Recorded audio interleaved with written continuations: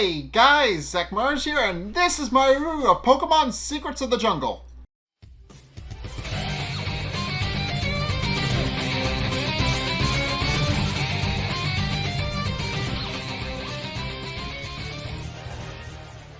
Okay, so if you guys don't know, there's been the Pokemon movies after the 20th one are all reboots of the series in a soft sense. And Secrets of the Jungle actually wound up coming out while I was doing Courage Month or at the very end of October. But in any case, I'm reviewing it now because I haven't seen it yet. And yeah, this movie is kind of good. The idea of it's very reminiscent of the story of Tarzan, if you guys remember that. I'm assuming that may have been lost after a couple generations because that movie is very old. But yeah, in any case, the story is very reminiscent of the story of Tarzan, but with a Pokemon spin on it. And also, there is kind of a little bit of a backstory, and it's just a really interesting story. Kind of about it's kind of a switch to birth adopted son kind of story, but where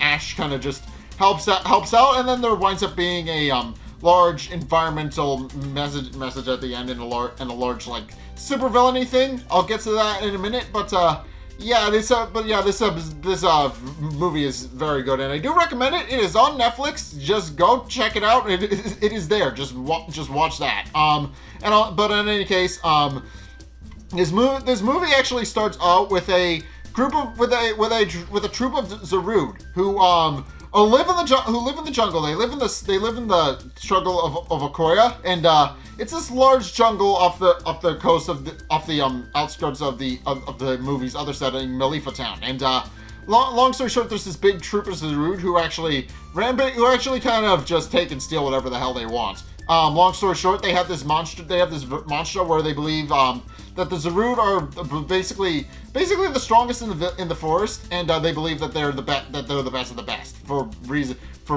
reasons. And the long story short, their mantra is just we believe we are above everybody else, so therefore we can take whatever we want. That is the mentality that the Zarude have. Case in point, there's a couple of other forest Pokemon they're living there, and the troop of Zarude immediately come in and take all of their food. They just come in and swipe and steal everything and chase off the other Pokemon. And so mainly so that they can just eat and pillage and eat whatever the hell they want, which is kind of dangerous, but a little bit selfish of them. And they do wind up learning their lesson by the end of that. I'll get to that eventually, but.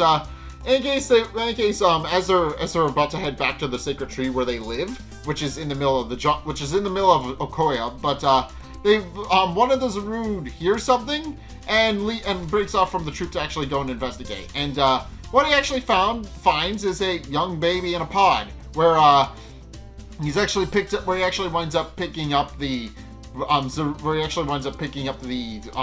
baby, and he's not really sure what to do with it, first and foremost, because he's never seen a baby before, much less a human. So the Zarude doesn't actually know what he's actually supposed to be doing with it. He doesn't fully understand what it is or how it works. So he initially picks up from interest, but eventually decides that he doesn't know what to do with it. So he decides to initially leave it alone until the baby follows him, and also kind of climbs around on top of him like a jungle gym. So, which is a very comical scene, by the way, in the movie. It's just this really comical scene where he's trying to basically parent wheel the creature, this little creature that he doesn't know what to do with. But eventually realizing that the baby is going to follow him regardless, and realizing he can't really leave it alone, the Zarude decides to pick it up and bring it back to the sacred tree to show the Elder. With the alpha and sub-alpha of the Zarude group actually yelling at him about it, pointing out that he shouldn't have brought a human into their territory. And the Zarude that we know merely responds that he only wanted to show the Elder. And at which point we actually meet the Elder. He's an older looking Zarude. He doesn't look like the normal Zarude, but he doesn't have I don't think he has any character art or anything I can show you. So yeah, he's just watched the movie. That is the important thing. He's just a much older Zarude with vines tied up in his beard and all that. But he shows up and knows exactly what it is the Zarude found, which is revealed to be a which is revealed to actually be a baby human. And obviously the Zarude don't know what a human is except for the elders, so they kind of freak out a little bit and have no idea what to actually do with it. And the Alpha actually makes an executive decision to kind of get rid of it, so the Sub-Alpha attacks the Zarude, but the Zarude actually winds up protecting the baby and decides that they'll actually need to find its parents, which surprises everybody, pointing out that that's unacceptable Zarude behavior, but and that it actually goes against several of their laws according to some of the Zarude, but the Zarude doesn't care, pointing out that he'll happily take the Zarude in by himself and will actually exile himself if it means finding the kid's parents, which the Elder Zarude remarks can't be helped and wishes the Zarude good luck.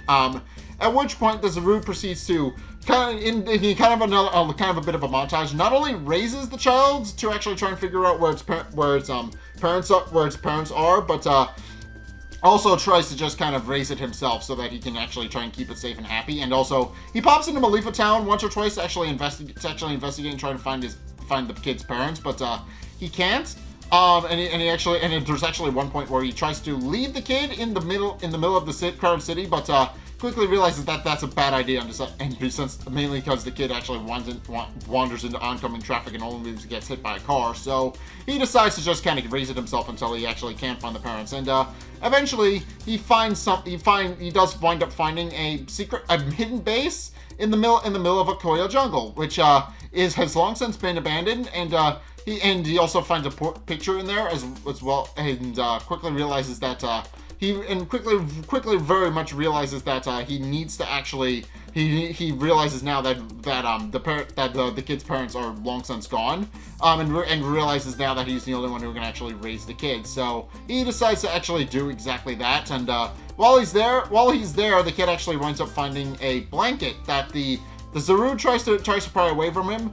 But the kid insists that they keep it. So the Zarude winds up wearing it as a cape.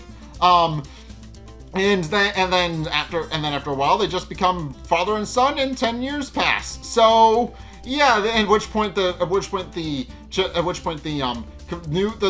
kid has since gone on to go by the name Coco, and obviously the Coco has started calling the Zarude Data, who is actually his own Zarude in the game. You can actually get him as an in-game event. I don't think that event's still ongoing, but you can indeed get him as an ongoing event to actually kind of pick him up and use him in game. So yeah, he functions exactly identical to any typical Zarude, so it doesn't really matter all that much. But I just thought it was an interesting thing.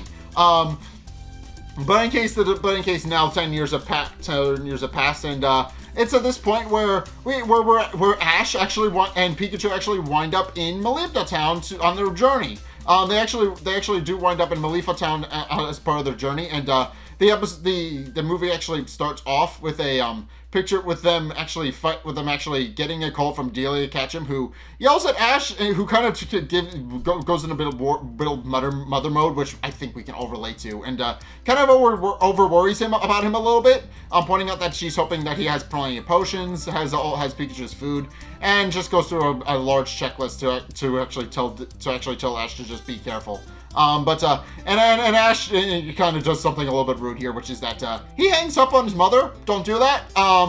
But in any case, he then proceeds to run out of the Pokemon Center where he's taking this call and tells Pikachu that his mom would absolutely talk to him all day if she could. But in any case, they proceed to go out and proceed to get ready to go catch some Pokemon.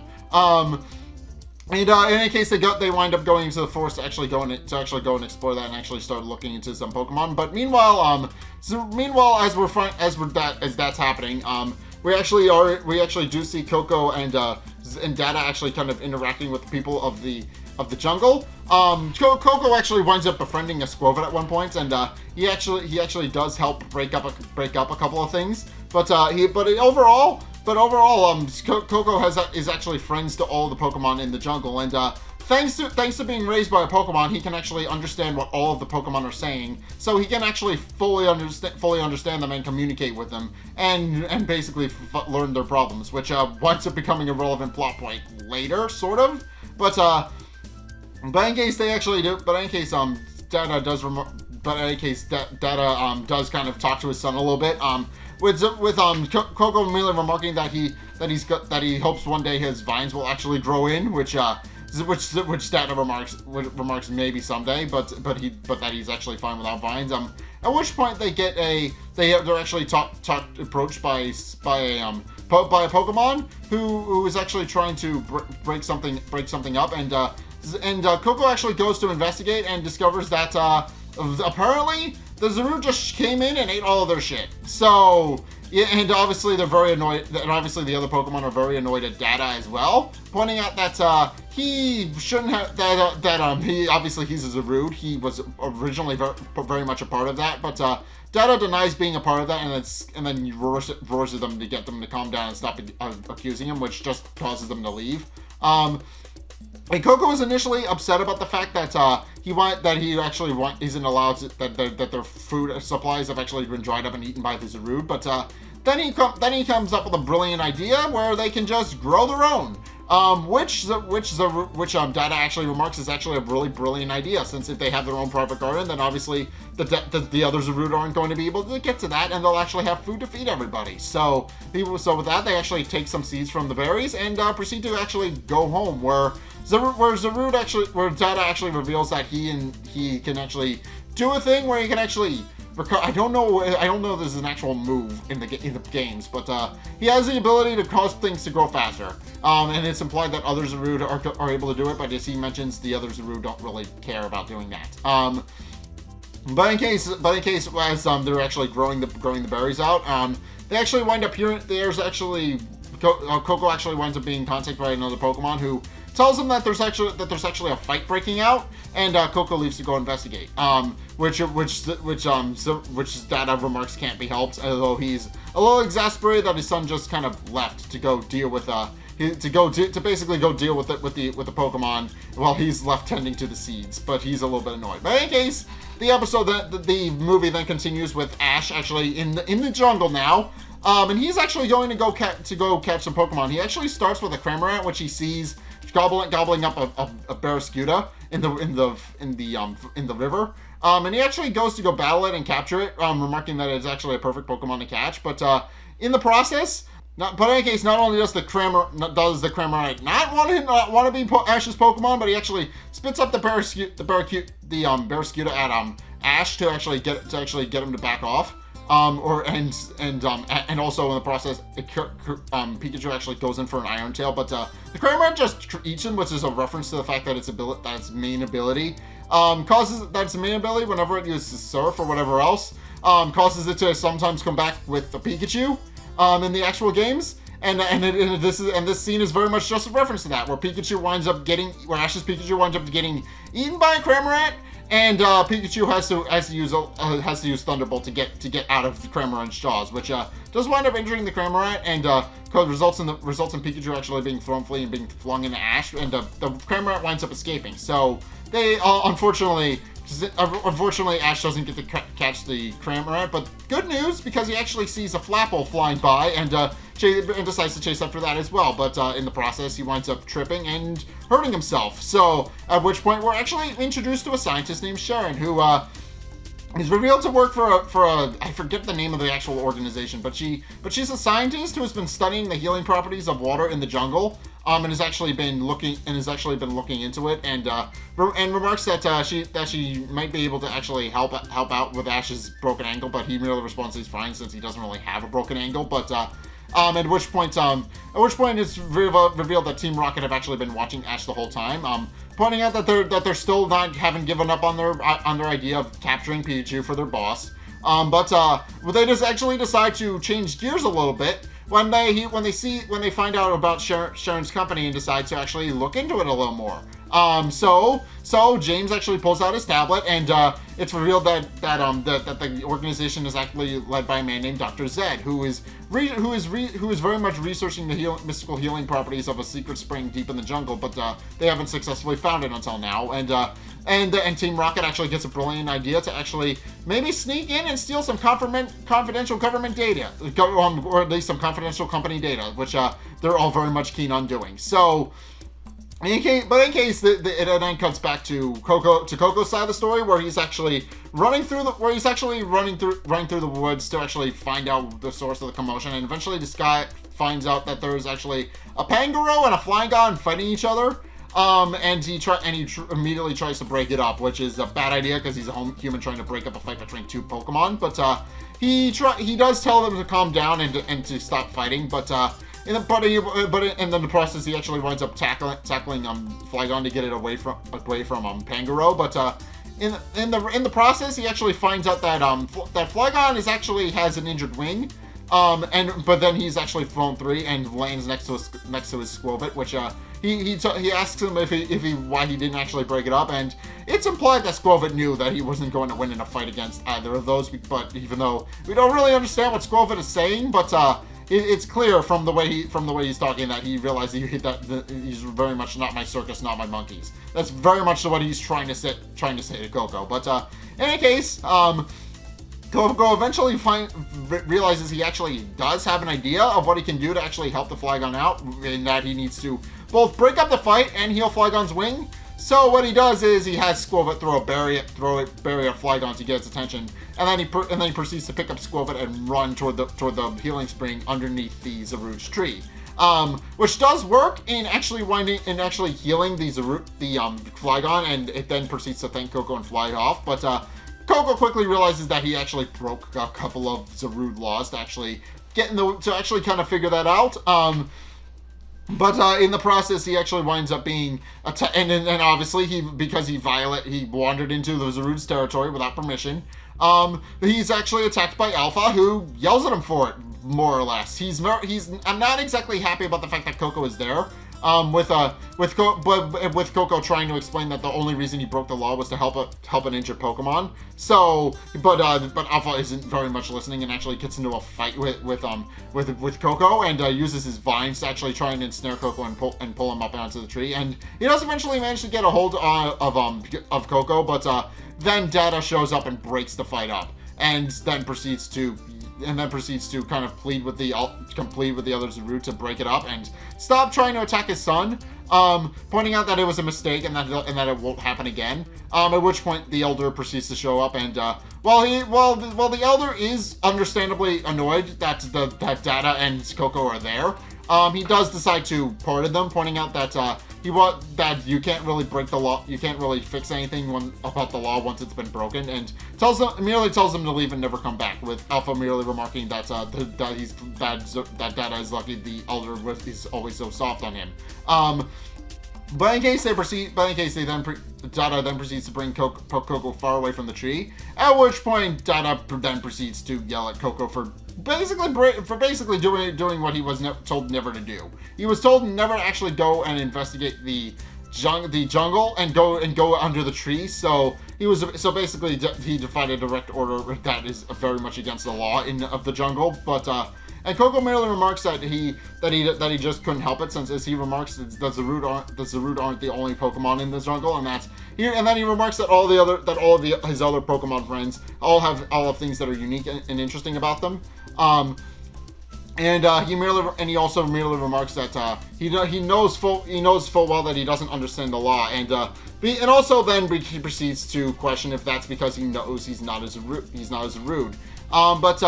But Data merely reinforces that point, pointing out that Coco is a Zarude, but Coco merely remarks that he doesn't know any Pokemon moves, and he hasn't learned any for a very long time, and he's starting to suspect that he may in fact not be a Zarude, and that his dad is lying to him. Data actually does try to talk to Coco, pointing out that trying to tell him what he actually is, but Coco merely tears up and runs off before Data can finish, and Data merely remarks that he hopes he'll have to actually tell Coco where he came from one day, but he was hoping that day would never actually come.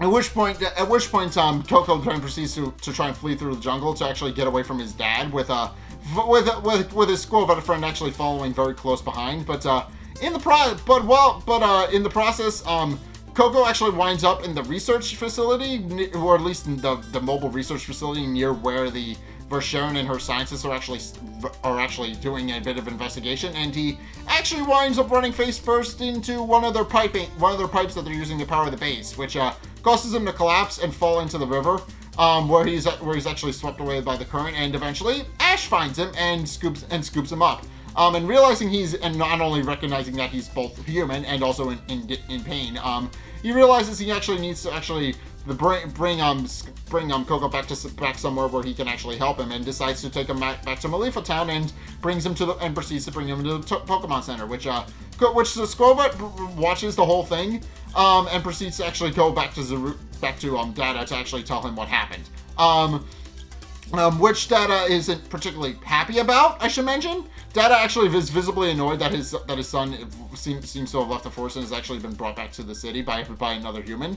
But he doesn't really know what he's actually able to do about it. So he just kind of waits for his son to eventually come back.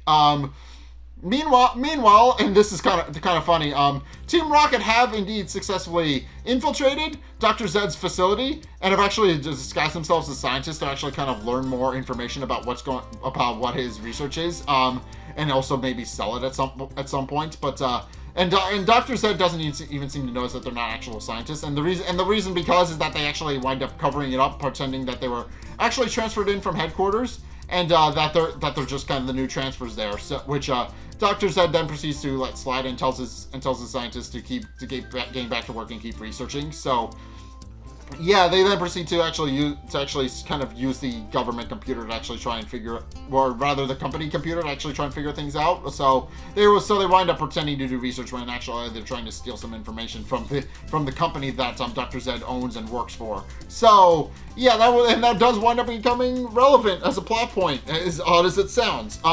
Because I do have to credit this, Team Rocket actually does something competent in this movie, because that's the point. They're comic relief, but it is refreshing when they actually do something competent, and I will get into what they actually do in the first place. But in any case, eventually Coco does indeed recover at the Pokemon Center and has an understandable freak out because he doesn't understand where he is or what's going on. And even Ash trying to reconcile him and trying to calm him down and let him know what's going on. That doesn't seem to work because Coco is very much freaking out and doesn't understand what's going on. And also in the process of him freaking out and running out of the Pokemon Center and into the streets, we actually find out that Coco doesn't know human language, like at all. And this is obvious because obviously the Zarude raised him, but the Zarude are interesting in that they can speak, or at least they speak well enough language that they can actually converse with one another. And it's implied that this is an artistic choice, so that because it's supposed to show that, hey, they're the civilized group among Pokemon. They know how to speak to one another and form proper sentences. But it's implied that that's actually just from Coco's perspective. So yeah, what's interesting is that Coco actually doesn't fully understand what's going on and actually winds up stumbling into the streets as Ash is trying to talk to him and figure out what it is he actually is doing and what he knows. But in the process, the car barely avoids Coco, but winds up upsetting a nearby Dreadnought, which proceeds to rampage through the streets. And Ash quickly realizes that he needs to catch it, or it's going to cause him a lot of mass panic. So he proceeds to chase after the Dreadnought and runs into the streets, with Coco quickly chasing after it in the only way he knows how, by moving like a Zarude. And he eventually manages to head off the Dreadnought and proceeds to calm it down by talking to it.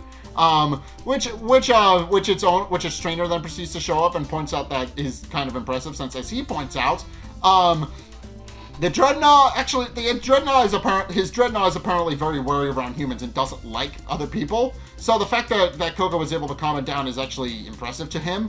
And Ash is very confused as to what exactly is going on, but as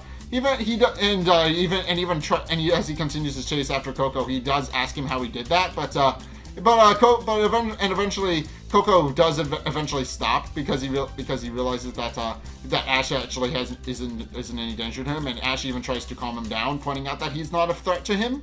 At which point Coco then realizes that Ash is very much like him. He after stopping and actually letting himself take in his surroundings for a minute, he actually realizes that Ash is a human just like he is. And after Ash extends his hand in friendship, Coco eventually realizes that they are indeed the same. And then proceeds to actually introduce himself as Coco. And also Ash has a bit of a conversation with Pikachu when Pikachu introduces himself, which Ash notes is very strange and a little bit weird since Coco starts using Pikachu's Pokemon cries to actually communicate with it. So which Ash does remark is strange, but actually kind of impressive, and does point out that he hopes he does start to realize that Coco is a little bit strange, but also decides to point out that since he's there, he might as well show him realizing that he actually doesn't know what people are, and doesn't really understand what people are. Ash decides to actually take Coco through the city to actually show him how the humans actually live. So Coco, and this actually winds up working out. Coco winds up getting some clothes, learning how to eat ice cream, and actually communicating with the other and actually winds up communicating with some of the humans and actually figuring out how their lifestyles are and how they work, and he actually just kind of learns a bit. Also, something interesting I noticed while watching this is that Rita and Phil from New Pokemon Snap, they show up during this montage at some point. I kid you not. They're apparently they are. I don't know if this is a thing. I think this is a thing, but apparently Rita shows up in the anime at some point, and it's in this movie. So yeah, New Pokemon Snap might actually be canon to the games, or at the very least, or at least it's canon to the anime. I don't know, but I mean these rebooted movies actually follow their own logic, so that makes a little bit of sense. But in any case, after showing off Coco the city for a little bit, and Coco starts realizing how humans work and how they operate. Coco eventually hears commotion while Ash is kind of showing him around, and what we actually find out is that there's actually a problem with the fireworks display that was actually supposed to happen during the whole during the whole festival that was going on in Maliva Town. And apparently they can't because some phalanx are getting in the way and aren't letting them actually set the fireworks off. So Coco and Ash quickly show up at the scene and actually try to figure out what's going on. And Coco is quick to actually talk to the phalanx and actually figure out why they're causing problems. With the guys running the fireworks display not really understanding what's going on, but until Ash explains it to him, and even then they're skeptical because I think Ash and Coco are just crazy and nuts. But eventually Coco does figure out what's wrong, which is that the lead phalanx actually fell into one of the mortars for the fireworks and is now stuck. So the phalanx have been trying to stop the fireworks display because they know one of their own is in there. So with the townsfolk's help, Coco actually winds up wrapping one of his ropes around his waist, and with the other townsfolk help, he actually leaps into the mortar and actually rescues it, and proceeds to rescue the phalanx from the mortar, which the other phalanx are very happy about, and eventually realizing what was happening, the people running the fireworks display quickly realized that if they had gone ahead like planned, they probably would have killed a phalanx by accident, and proceed to apologize for the phalanx for not understanding the situations, and at which point they proceed to go ahead with the fireworks display now that the phalanx are actually safe and sound, which does freak Coco out a little bit because he doesn't fully understand what the fireworks are or how they operate. But eventually Ash does proceed to calm them down. They do proceed to actually watch the fireworks together, which Coco remarks are very beautiful. At which point the mayor of the town actually shows up. I don't really know who he is or what his name is. They don't actually give him a name. All I know is that he looks like his Wooloo and Go-Go, his Wooloo that show up. So he looks a little bit like his Pokemon. That's the only thing I can say about him. But he does proceed to actually show up and tell the guys running the show that the reason that the show they put on is even more impressive than the one they held last year, and the compliment actually goes down well with the guys running the show. At which point, they then proceed to point out that it was Coco who actually is the reason the show actually went on in the first place, and the mayor actually proceeds to give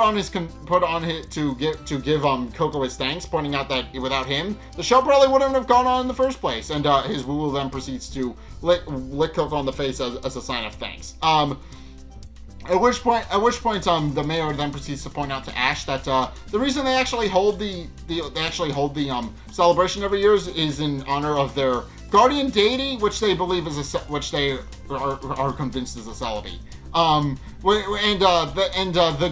Ash is interested, so he asks the mayor to actually reiterate and explain.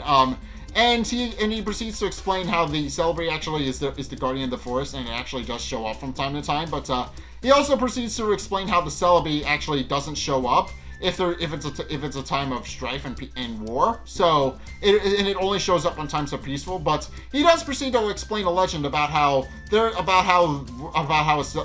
Celebi left, there's an egg that appeared from the future. Because Celebi is a time traveling Pokemon, so of course it brings an egg back with it.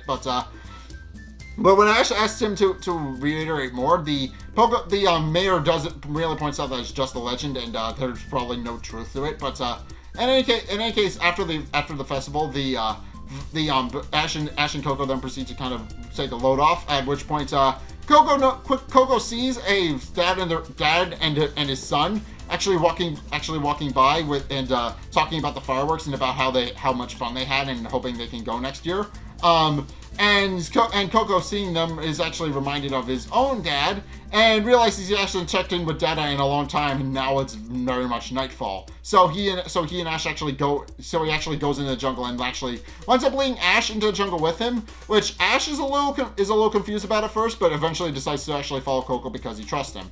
Meanwhile, in the middle of the night, while that's happening, Team Rocket have actually snuck in the middle of the night to actually try and steal some data from the company. They actually try to steal some data that they can hopefully sell, but they realize very quickly that there's a very high level of security on the security door. So that, and the computer is actually password managed, so they can't actually get into it. So yeah, so obviously the company has very good cybersecurity, and obviously they can't get in. So they eventually realize they actually need to, that the only other way they could actually get some confidential data is through through Dr. Zed's own personal computer. But since the door is actually locked up, they realize they actually need to create a key card to actually get in. So they actually use some of their own gadgets to actually copy a key card, and actually use their Team Rocket branded key card to actually try and get into the office, with Jessie remarking that she's happy that they have a key card, and now remarks that they can actually get into the office. But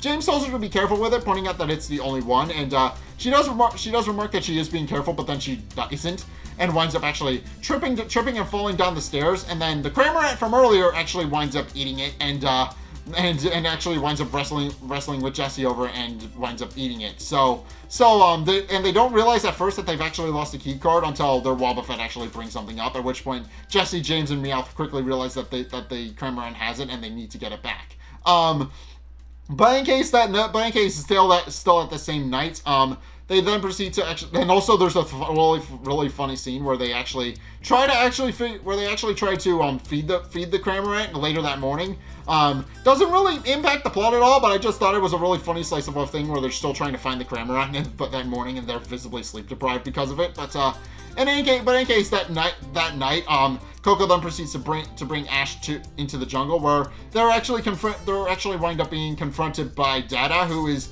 annoyed that Coco is back so late, and also hears Coco speaking human language, and proceeds to kind of tell Coco that it was dangerous for him to leave. And Ash doesn't fully understand because he actually can't understand what they're saying because they're speaking Zarude.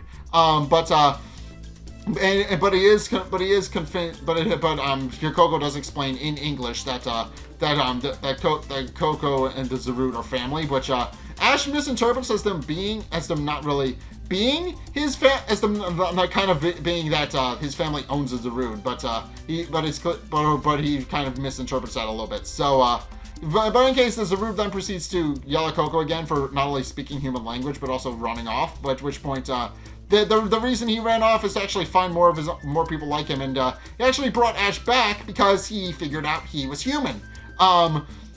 Which Data tries to deny, but Coco knows the truth now, and quickly realizes, and Data, realizing there's no point in actually hiding it, actually decides to actually show him rather than tell him. So, and proceeds to lead them actually deeper into the jungle, where Data actually shows them the secret base that he actually found in the middle of the jungle, and explains that he believes that it was actually Coco's parents' nest. And that his parents must have lived there back when they were, but when he came there, the lab was basically abandoned and filled with dust. So he remarks that they're probably no longer there anymore. But and then he proceeds to show him the picture of his parents, which are indeed revealed in this episode, or rather this movie, and it's revealed that Coco's human parents are, or at least Data believes this. Coco's human parents are actually out there somewhere, and now that Coco knows the truth that Data isn't really his dad, proceeds to leave and only telling Coco to do whatever he wants with this place, and to actually wind up making his choice. And with that, Data actually winds up leaving and proceeds to point out that he was never cut out to be a father, and actually winds up hanging looking for the He actually winds up hanging out and going back to his tree to actually try and figure out what it means to actually be a dad. Meanwhile, Coco actually winds up looking into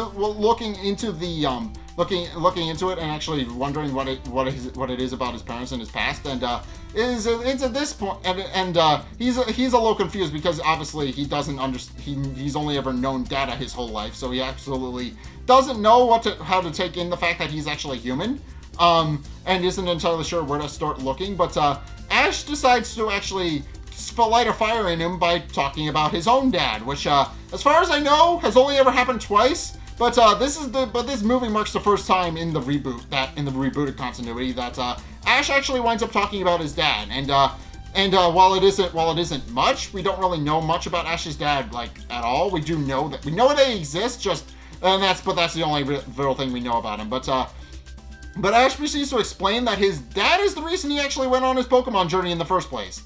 As we find out, when Ash actually professed his idea of becoming a Pokemon master, obviously the other kids, well, laughed at him. They didn't think it was possible for him to do that, but then his dad told him in a very motivational type speech that the map to his own destiny is within himself, and that as long as he doesn't give up, he'll always continue to strive forward and continue to go reach his destiny. And it wasn't until he went on his journey that he realized what his dad actually meant, which is that his dad basically told him never give up, and as long as you continue going on your journey, you'll be fine. And Ash quickly realized that his dad basically told him to never give up on his journey, and that because of that, Ash is actually growing to become a Pokemon master, and is very happy about the fact that his dad actually told him that. And Coco actually winds up taking what Ash says to heart, and decides to actually start looking for evidence to actually find his parents. And eventually, with all of their Pokemon's help, and even Squirtle, they do eventually figure out that Coco's parents actually worked for the company that Dr. Zed owns, and realizing that they can actually use that as a clue, they decide that they'll actually go there in the morning and investigate. So, and with that, they actually wind up sleeping in the base since it's very late, and they don't really have enough time to actually go back to their hotel or wherever they were. So Ash just kind of, and Ash and Coco, Pikachu, and Squirtle just kind of crash in the secret base. Meanwhile, Zaru is still trying to contemplate the fact that he was a dad, because, as it turns out, he never had it. As it turns out, and as he kind of explains to Coco in a previous scene, he never had a dad growing up either. Apparently, Dada's origins are actually a mystery, and he doesn't actually know where he came from. At which point, the Elder actually winds up paying him a visit, which Dada is actually surprised about, since visits from the Elder are kind of rare and seldom seen. But the elder actually proceeds to tell Zarude where he came from, kind of sort of. Explaining how how he kind of disappeared the same day how he kind of appeared to the elder the same day the Celebi actually disappeared. And it's heavily implied from how it's explained that the Zarude is actually the egg from the future that the Pokemon that the Celebi actually brought from the future. So he realizes that, the Zarude and the elder Zarude merely remarks that Data that he believes that Data actually holds some sort of destiny if that is indeed where he came from.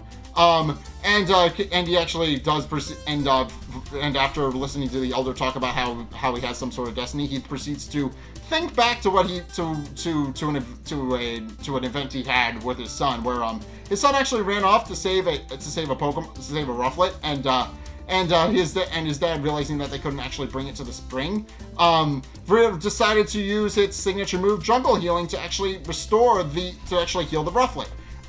Which he remarks isn't really a very good move to use, since as he points out, it's very dangerous to use and can actually wear you out and wear out your life force if you actually don't use it properly. So he tells Coco to use it sparingly, and Coco admits that he hopes he one day will actually be able to actually use it.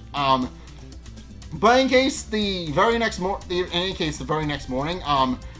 Ash and Coco then proceed to actually go to the base with Team Rocket actually taking notice of that, because they're actually currently there looking for the Cramorant that ate their data. And they actually notice Ash and Coco, and realizing that he's there, realize that they'll actually need to keep conspicuous and actually figure out what it is he's actually doing there. But in any case, Ash and Coco then proceed to actually go into the base, and it's at this point where they actually wind up going into the base, and Dr. Zed actually recognizes Coco, and actually does invite him into the base. Coco and Dr. Zed actually winds up introducing himself, and actually knows who Coco is. As it turns out, and as it's later explained, Coco's real name is actually Al Molybdenum, whose parents apparently were actually very brave researchers who worked with Dr. Zed, and also proceeds to explain, and actually also proceeds to point out that they were actually investigating the Mystic Hot Spring in the middle of the jungle. He then proceeds to proceeds to point out that Coco, he actually recognizes them based on the pendant that Coco's been wearing throughout the movie, but he actually notes that the pendant actually did belong to the Molybdenums, which is how he knew that Coco was their son. But when Ash actually asks Dr. Zed about what happened to Coco's parents, Dr. Zed actually points out that he actually does proceed to point out that his parents actually died in a car crash. They are no longer around. And then proceeds to point out, and then Ash proceeds to re-explain that to Coco to make it so that he can understand. And Coco kind of realizes that he will never actually know his parents. But it's any point where to actually confirm that Coco is indeed Al, they proceed to scan the pendant and check his biometrics and confirm that he is indeed their flesh and blood son. So, also in the process, they actually wind up finding out that according to Dr. Zed, all the research was lost, but apparently it wasn't. Apparently it was actually stored in the pendant that Coco wears, and proceeds to reveal that the pendant, it actually contains all of their data, although all but one piece of it is actually corrupted. So it's at this point where it's revealed that the one piece of data that actually wasn't corrupted was the heart tree that the Zarus actually live in, and Dr. Zed, realizing that they've actually found out where the secret spring is and actually figured out that the heart tree is the key to that, quickly realizes that Coco will actually know where it is, since he's lived in the jungle and was raised by Pokemon, since Ash told him all of that, But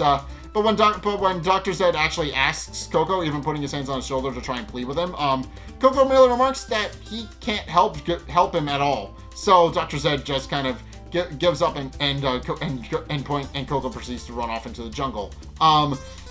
with Ash kind of following him, apologizing for the rude interruption, and proceeds to actually follow Coco into the jungle. At which point Coco proceeds to run into the jungle and actually goes to look into the heart tree and tries to figure out what it is, and tries to actually think about what it is, since he realizes now what happened to his parents, and wonders why they actually gave him up before they died. And how he actually came to be living in the forest, and wonders if they actually gave him up, or they died and he was actually just sent into the forest to actually be saved, or what. He doesn't fully understand his origins, but then he actually knows something on his shoulder. And Ash, Pikachu, and Squirtle eventually do wind up catching up to him and ask him if he's all right. But then, as they're actually catching up to Coco, a giant machine actually starts tearing through the forest, which gets the attention of the Zarude, and they go to investigate. And I do mean all of the Zarude. Even Dadak shows up to actually investigate what's going on. But in case, the Zarude then proceed to. But in any case, the scientists from the facility actually show up, led by Dr. Zed, and Dr. Zed reveals what they're actually going to do, which is that now that they know where the spring is, they remark that they can actually now go and investigate it properly, and proceeds to remark that Coco was a big help. At which point it's revealed that what Coco found on his shoulder was a tracking device. And that Dr. Zed actually wound up tricking him by placing his hands on his shoulders. He placed the tracking device on Coco, which then proceeded to lead the scientists directly to the facility. So they quickly realizing that Dr. Zed tricked him, Coco immediately tries to attack him, but the giant robot actually just grabs Coco, and Dr. Zed immediately remarks that they'll have to actually just take him with. But with Ash just kind of just being forced to actually watch as his friend is kidnapped, and actually has to follow after him to try and figure out how to get him back. Meanwhile, the other Zarude have actually started investigating what the large rumbling noise actually is, and discovering that it is actually a machine. Alpha actually sends all the other Zarude back to actually tell the other what's going on. And Alpha and Coco and Data actually team up to actually bring it down, pointing out that it's for old time's sake. So they actually do start fighting the machine, but it quickly becomes apparent that they're no match for it, and they even try to actually rescue Coco at one point to no avail, but then Ash actually shows up and actually breaks the machine's claw so that Coco can actually get free, and Ash merely tells the scientists that what they're doing is wrong, and that they should be ashamed of themselves for trying to destroy the Pokemon's habitat, but in retaliation, Dr. Zed merely remarks that he doesn't really care about their opinions, and then proceeds to summon several Ariados which tie up Ash, Coco, and their Pokemon, and they proceed to throw him in the back of the truck so they don't interfere again. And then as he leaves, he tells the Team Rocket to actually watch, which obviously they take full advantage of. They proceed with Ash and Coco trying to get free of their bindings and they're currently stuck in the back of the truck, unable to actually help. And Pikachu and Squirtle are trying to get free as well, and they can't actually figure out a way to get free either. But Ash merely remarks that as long as they never give up, they'll actually get free, and eventually remembers that that Pikachu knows Iron Tail, and that if they get his tail free, he can actually break them all out of their bindings and get them free. So with that, he then proceeds to start tearing at Pikachu's bindings to actually get his tail free. Meanwhile, the Zarude quickly gang up and try to face up against the machine. Now that they've got the attention of the Elder, and the Elder actually sends several Zarude to actually help out Data and Data and Alpha to actually help deal with it. But it quickly becomes apparent that the Zarude aren't really a match for any of it. And they do try to face up against it, but eventually the Zarude do realize that they actually do need to they won't be able to hold off. So and Alpha quickly realizes that he's not actually going to be able to face it off against it on his own or with Data's help. And to this point, where Team Rocket actually decide to enact their plan, which is to realize that they can actually kidnap Pikachu, and now that since he actually is indeed in their possession right now, but then they also discover the Cramorant that ate their key card, and realizing that they can kill two birds with one stone, they begin to formulate a plan. With the plan being that they're actually going to use Pikachu to actually electrify the Cramorant, since they quickly realize they're going to need his abilities to actually get their data back. But Meowth points out the problem with that, which is that if they let him go, that Pikachu will obviously go free, and Team Rocket is forced to make a decision. And what they eventually decide is to let Pikachu go, is to actually let Pikachu go so that they could get the data back, pointing out that they'll have more opportunities to capture Pikachu in the future, but at current, the only thing that they can actually break into Dr. Zed's lab because he's no longer in it. So they quickly realize that that's actually the smarter idea, and then proceed to trick the guard into actually leaving the truck unguarded, so they can actually let Pikachu out. And Jesse Meowth and Wobbuffet actually wind up restraining the Cramorant to get it in a position where Pikachu can actually land in his mouth. So and they do this as Ash has actually gotten Pikachu free, and Pikachu proceeds to free the others, and is about to use Iron Tail to open the door, and winds up flying into Cramorant's mouth instead. With them getting they wind up getting their data back after the Cramorant gets electrified, and James, pointing out that they have no further need for them, just lets them go off and do their thing and go save the day, while they go back to sneak into the lab and actually get access to some of Dr. Zed's personal data. At which point, Ash, Pikachu, Coco, and Squirtle actually show up to actually try and help Alpha and Data actually face off against the machine. But it's at this point where the machine is actually started to kind of destroy more of the city, and it's at this point where Dr. Zed actually unveils his true plan, and realizing that the heart tree is actually the source of the mystical powers of the hot spring, has the pilot actually shoot the hooks up from the machine into the tree to cause it to start flooding out, which causes the others of Root to freak out because they realize now that their home is under attack. And it's because of this that the other scientists start to realize that Dr. Zed doesn't really have their best interests at heart, since obviously they're trying to defend their home, since obviously the Zarude are just trying to defend their home from the obvious home invasion. But Dr. Zed isn't interested in that, pointing out that the reason he's doing what he's doing is so that he can actually just get access to the heart tree, and that, pointing out that was his whole goal all along. And it's at this point where the other scientists, with Sharon leading the way, quickly realize that Zarude is that Dr. Zed is actually too far gone and is actually too criminally dangerous. And from this point on, they try to plead with him and try to get him to stop destroying the environment, because they were initially working with him at first, but then they realize that Dr. Zed has no interest in actually being a good guy. So they realize now that they actually need to just they realize they need to stop Dr. Zed, and it's at this point where Coco and Ash actually show up and plead with Dr. Zed, pointing out that he's obviously has no place to be there,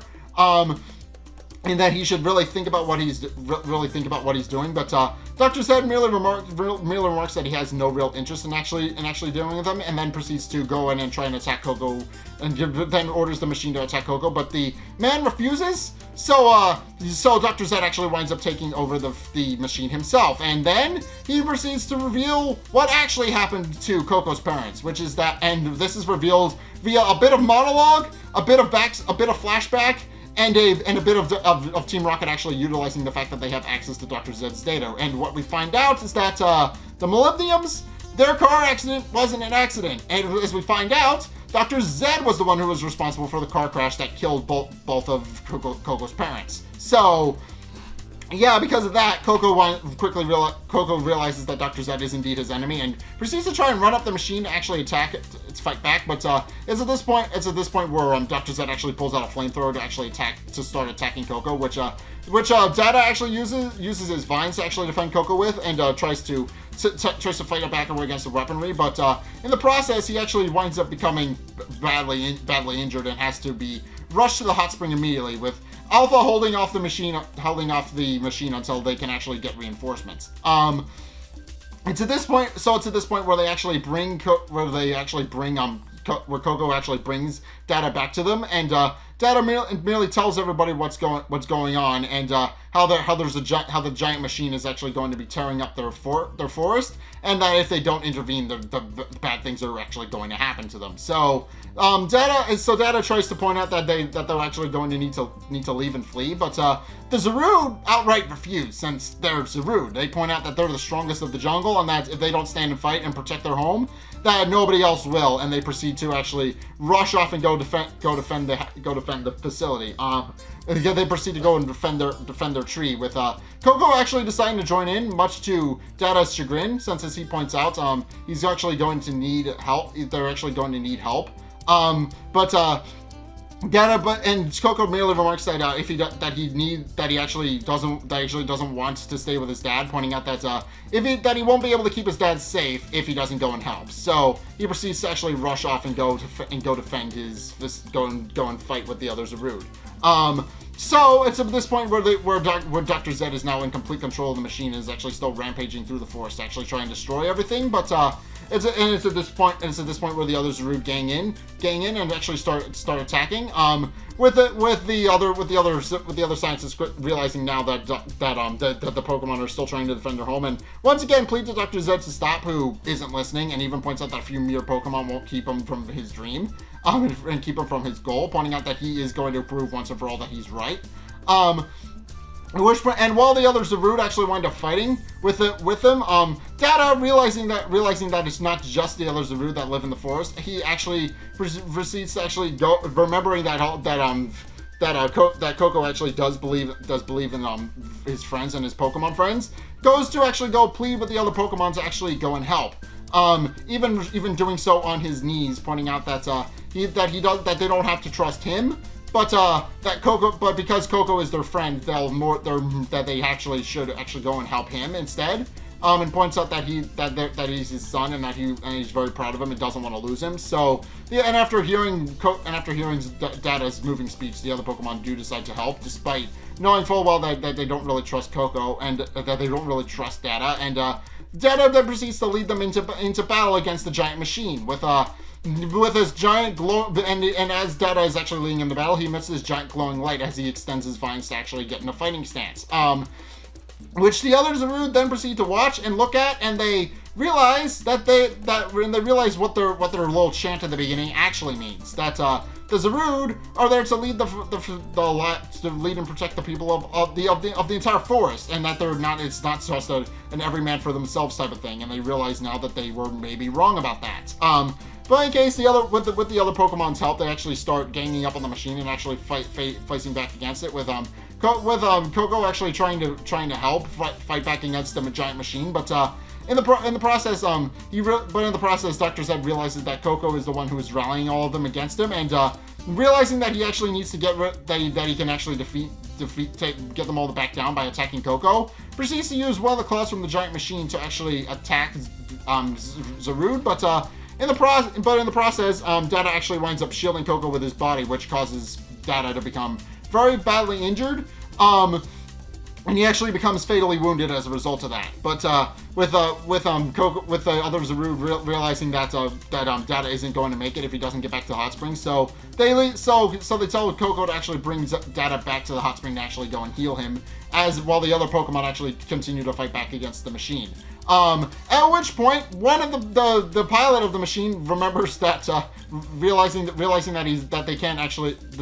the scientists are actually sitting around doing nothing, and Sharon and the other scientists actually do remark that point, pointing out that they do feel kind of useless not being able to help, which is why the pilot actually offers up this bit of knowledge. But the pilot then proceeds to remember that the power supply is actually in the back of the giant machine that Dr. Zed is currently controlling, and that if the Pokemon actually land a successful attack on it, that it'll actually wind up destroying the machine and shutting it down.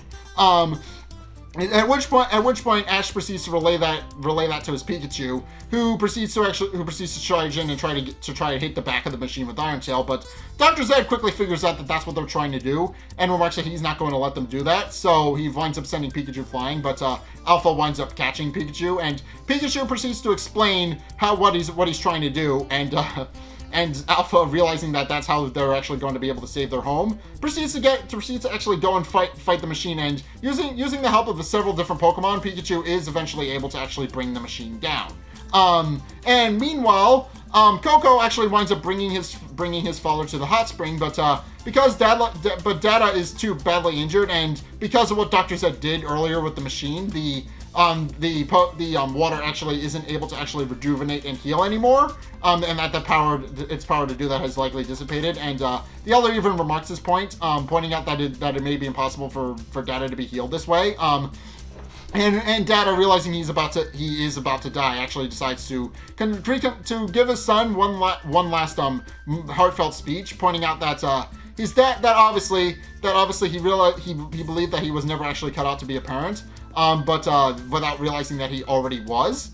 And then proceeds to tell Coco that he's proud of him for being his son, and with that he proceeds to kind of pass away. But Coco is outright refusing to actually let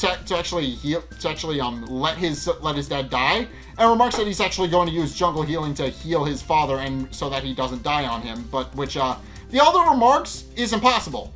As he points out, Coco is a human, and humans can't learn Pokemon moves.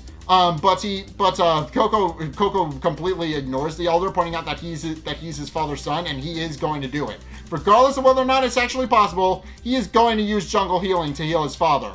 And miraculously, and this is a very moving thing, because it's at this point because it's at this big climactic point, Coco does successfully use jungle healing, despite not being a Zarude, he's able to do it. Which the other Zarude actually note should be impossible, and are actually kind of impressed that they were wrong. And Alpha even actually sniffs it at one point mid-battle, because this is happening in the background of the battle.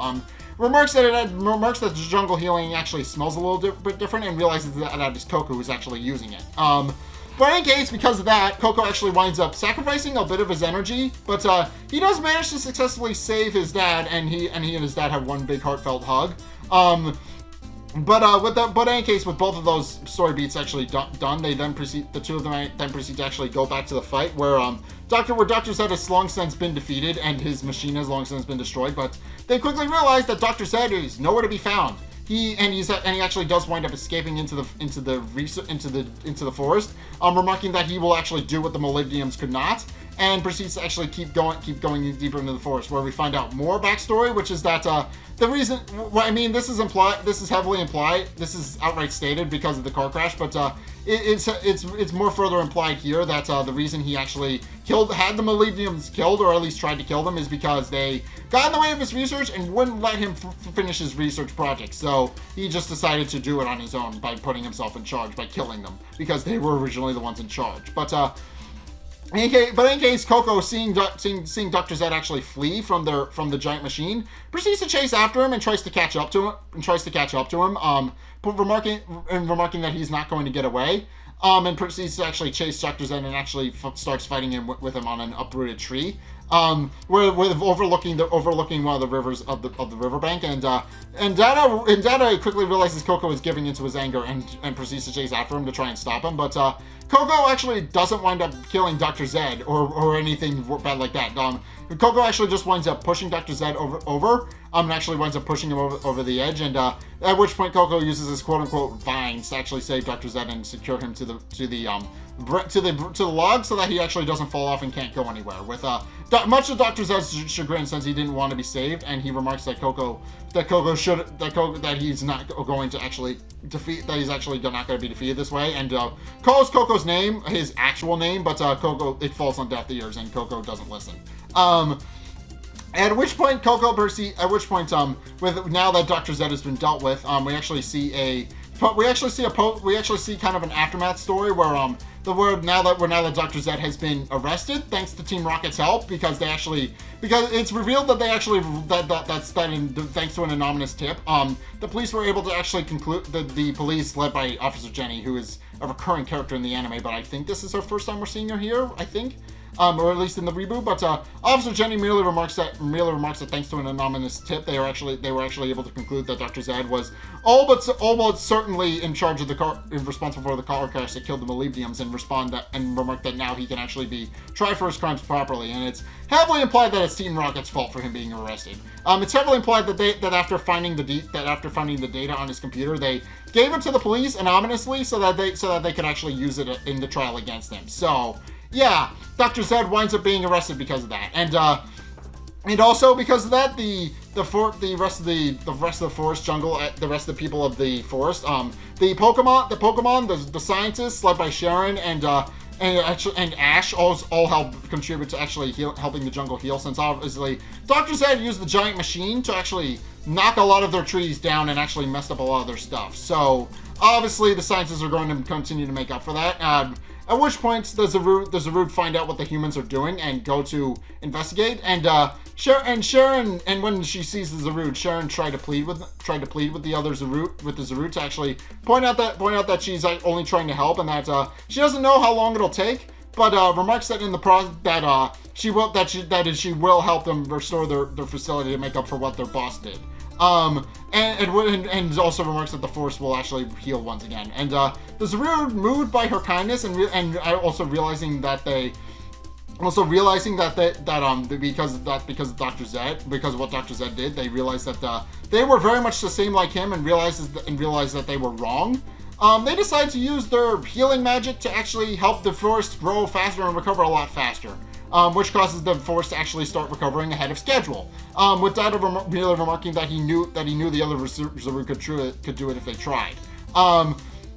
But in case with the forest actually now having successfully been recovered, Ash then proceeds to actually say goodbye to Coco, with Coco actually translating so that Dada can actually figure out what's going on. And Ash remarks that now that the jungle is actually recovered, they can actually go on a journey and continue their journey and go on and possibly go into the next movie. I'm not sure what the next movie is, but he's going to continue onward into that. So we'll eventually see Coco again, I think. But in any case, Ash then proceeds to give Coco a hug and Coco back. And Ash proceeds to get ready to go and leave. At which point, Dada and Coco actually return to the Great Tree, where it's revealed that Dada is moving back in. As we find out now that the laws have been changed because of what Dr. Zed did, there's no reason for Zarude to actually be outlawed and exiled. So for that reason, they're actually going to let Dada and Coco move back in and actually become part of the troop again. But Coco, after seeing all of that, realizes that he actually does want to go on a journey himself, since he's realizing now that he's both human and Pokemon. While Dada is very much against it, the Elder actually does wind up giving the journey his blessing. Pointing out, I kind of did these a little bit out of order, but the Elder does give the journey his blessing, pointing out that as he points out, Coco made a bridge between humans and Pokemon living in the jungle. So he very much feels like that there may be a reason that he may have a deeper significance and does permit the journey. But Dada is very much against the journey, even though the Elder permits it. I'm doing these scenes completely out of order because this scene happened a lot earlier, and I'm kind of mixing the two in my brain. But watch the movie. That's the reason why I do these. Just go watch the movie. Don't watch my review of this. I mean, if you want to watch my review, go ahead, but watch the movie instead. That's a lot more important. But in any case, Dada then proceeds to kind of point out that he doesn't want his son to leave, pointing out that the jungle is his home and that he's a Zarude. But Coco merely points out that he's both a human and a Zarude, and that obviously it's his job to actually go and bridge the gap between people and Pokemon. But Dada isn't here listening to any of it and remarks that he doesn't really want his son to leave. But eventually, after realizing he's not going to be able to change his son's mind, he then proceeds to angrily tell him to just hurry up and leave already. So Coco proceeds to go back to his house and get his satchel. At which point, it's revealed that was all a ruse by Dada, who he just wanted to actually give one last heartfelt goodbye, and Alpha even remarks that if that was the way he actually wanted it to go down, and Dada merely remarks that it was, and then they proceed to actually prepare one last surprise for Coco. But in case, after grabbing his satchel from his tree fort, he then proceeds to run back into Ash, who is still in the middle of leaving the forest, and tells Ash that he's actually leaving too, which catches Ash by surprise, since he didn't realize that Coco was actually leaving as well. And Coco proceeds to get ready to go on his journey, but then he trips, and in the process, discovers that his dad has actually finished the berry garden they were growing and left some of them in Coco's bag, which he realized he didn't actually wind up packing. So he realizes now that his dad was actually what did want him to find the berries. And it's at this point where Data actually winds up ejecting a giant water stream from the tree, having patched the hole that Dr. Zed took out of it, and it shoots up as kind of like a fireworks display. And Alpha even remarks if Data has actually seen what Coco actually described it to be, and Data merely responds that he has once when he visited Malibu Town 10 years ago. But in case, now that Coco has actually seen his last heartfelt goodbye from his dad, Coco then has one last tear, then tears up and proceeds to run out of the forest and remark that his journey has only just begun. And Ash remarks to Pikachu that they'll probably see him again. But in any case, with that, the Data then proceeds to rally the other Pokemon to continue working on their garden to actually try and heal it up. And well, as he's actually healing up, he actually hears some Pokemon cry he's never heard before. And when he turns around, he sees a pink Celebi sitting in a tree, which he remarks must mean a sign that times are actually good again. And with that, he and the Celebi then proceed to kind of journey around the jungle together, while the narrator tells us out about the whole situation.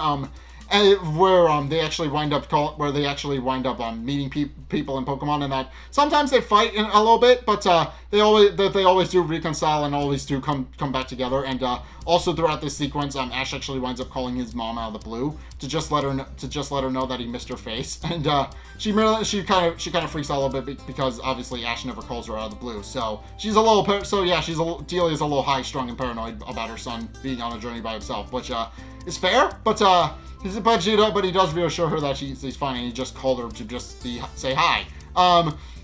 But in case, as the Root and the Celebi actually wind up sitting on the tree together, we actually see one last thing, which is that Zarude actually hung his cape that he's been wearing throughout the movie on a tree, and it's revealed that what the cape actually is a cape with a picture of a Celebi on it.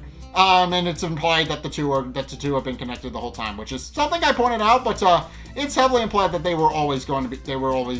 Zarude is actually that Data is actually the Pokemon brought forward from the future by the Celebi to actually making sure that times were peaceful again. So yeah, this movie's probably kind of good. I do like the premise of it being kind of like an adoption story where combined with Tarzan, and I do kind of like it, and it does add some interesting implications to the lore of Pokemon, which is that Pokemon can apparently speak to one another, which is that a human can actually learn to speak Pokemon language. Obviously, the reverse is also true, because Team Rocket's Meowth is obviously a thing. It learned how to speak English through rigorous training. I think that was a backstory in one of the episodes that they told, but yeah, this episode just kind of adds some lore to that, which is that people can actually learn how to speak Pokemon, and if they're properly trained how to do it. And yeah, this episode is overall just really fascinating and kind of an interesting story. And then we actually and also the little twist at the end where the benevolent scientist turned out to be the bad guy.